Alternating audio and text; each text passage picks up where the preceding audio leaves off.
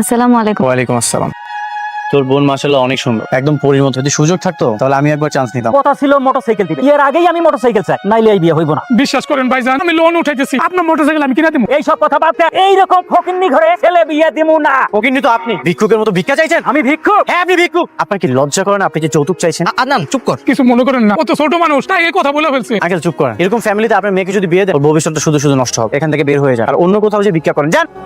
এইটা তুই কি করলি? আমাকে এত বড় ক্ষতি কেন করলি? আমি কোনো ক্ষতি করিনি। তোর বোনের বিয়ের জন্য ভালো পাত্র পাবো। আমার বোন এখন বিয়ে করবো কি? তুই করবি আমার বোনের বিয়ে? হ্যাঁ আমি বিয়ে করবো। কোটিপতি বাবার সন্তান তুই আমার গরিব বোনে কেন বিয়ে করবি? আমি তাকে ভালোবাসি। তোমার বাবা কি করেন? সবজি বিক্রি করে। আফতাব চৌধুরীর একমাত্র ছেলের শ্বশুর একজন সবজিওয়ালা। এই জগন্টুকি বিশ্রী একটা ঘটনা ঘটিয়েছে তোমার ছেলে। বাবা এটা কিন্তু একদমই ঠিক না। একটা বস্তি সবজিওয়ালার মেয়ে এই বাড়ির পুত্রবধূ হতে পারে না। আমি ওকে বিয়ে করেছি, মৃত্যুর আগ পর্যন্ত আমি ওর পাশে থাকবো। তুমি যদি আমাদেরকে মেনে না নাও তাহলে বাসা ছেড়ে চলে যাও। ঠিক আছে তুমি বেরিয়ে যাও, তোমার মতো সন্তান আমার দরকার নেই। চলে যাচ্ছি, তবে জেনে রাখো সহজে কিন্তু এখানে আর ফিরবো না।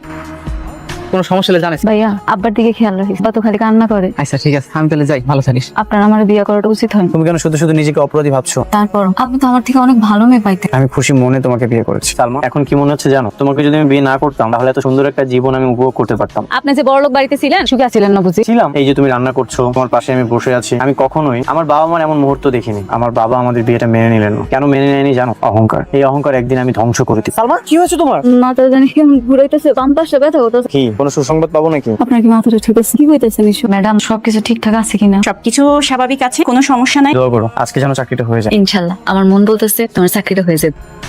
ভাই এখানে কোনো চাকরি হবে? না ভাই, এখানে কোনো চাকরি হবে না। রোকন আমাকে একটা চাকরির ব্যবস্থা করে দিতে পারবে? কি বলো, তুই চাকরি করবি? সত্যি আমি চাকরি করবো। আমার জানাশোনা আপাতত নাই। কি ব্যাপার, তোমার কি মন খারাপ? ইন্টারভিউ ভালো হয় নাই? ইন্টারভিউটা ভালো হয়নি, সত্যি বাস্তবতা অনেক কঠিন। তুমি চিন্তা করো না, একটা না একটা ব্যবস্থা হয়েছে। সকালবেলা যে রান্না করবো, বাসায় তো চাল নাই। তুমি চিন্তা করো না, কালকে একটা ব্যবস্থা হবে। দুই বন্ধু দেখে এক লগে। ভাইয়া ভিতরে আয়। না রে সালমা, তোর একটা কথা কইতে আইছি। আজকে আদনানে দেখলাম রড সিমেন্টের কাজ করে সংসার টাকা ইনকাম করতেছে। বাদ দে না দোস্ত, আমাকে কেন বলতেছ? আপনি একটা কাজ করেন না, আমার ডিভোর্স দিয়ে আপনার আব্বার কাছে চলে আসেন, দেখবেন ওনারা আপনার ঠিক মাইনা নিবে। সালমা আর কখনোই কথাটা মুখে নিবেন।